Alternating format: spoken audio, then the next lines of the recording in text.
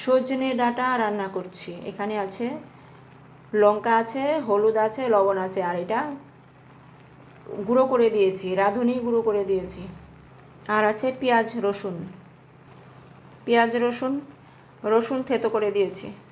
আর আছে শুটকি আর চিংড়ি মাছ।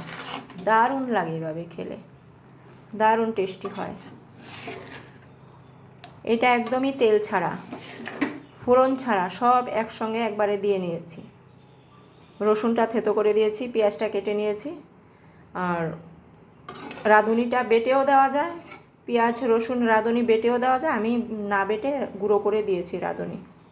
এই যে এই হলো রাঁধুনি। আর দিয়েছি কাঁচা লঙ্কা চিড়ে দিয়েছি। চিংড়ি মাছ আর শুটকি দিয়ে করলে মানে এত টেস্ট হয়। কচুরলতিও ঠিক এভাবে রান্না করা যায়, দারুণ লাগে খেতে। তোমরা যদি কেউ না খেয়ে থাকো তাহলে করবে, দেখবে দারুণ লাগে খেতে। তারপর আমাকে কমেন্টস করে বলবে। শুটকি আর চিংড়ি মাছ দিতে হবে, তাহলেই টেস্ট হবে। এবার আবার ঢেকে দিচ্ছি।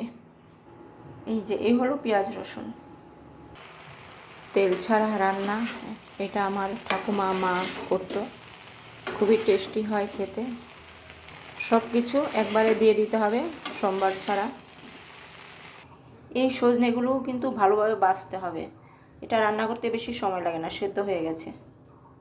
চচ্চড়ির সাজনা, তারপর ডালে দেওয়ার সজনে যেমন কোনো রকম বাছলেই হবে তা না, এটা কিন্তু ভালোভাবে বেছে দিতে হবে, ভালো লাগবে খেতে। আমাদের গাছের সজনে হয়ে গেছে।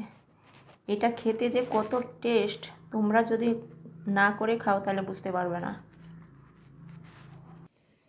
আজকে সকালের খানা ঢেঁড়স ভাজা, আলু মাখা, আর এখানে ডাল। আর এই হলো এটা দিয়েই এক থালা ভাত খেয়ে নেওয়া যাবে। এই যে শুটকি, এই যে চিংড়ি মাছ, আহা কি যে টেস্ট হয়েছে খেতে। তোমরা চলে এসো, কে খাবে। তোমরা একটু বাড়িতে করে খেয়ে দেখবে, দারুণ লাগে খেতে।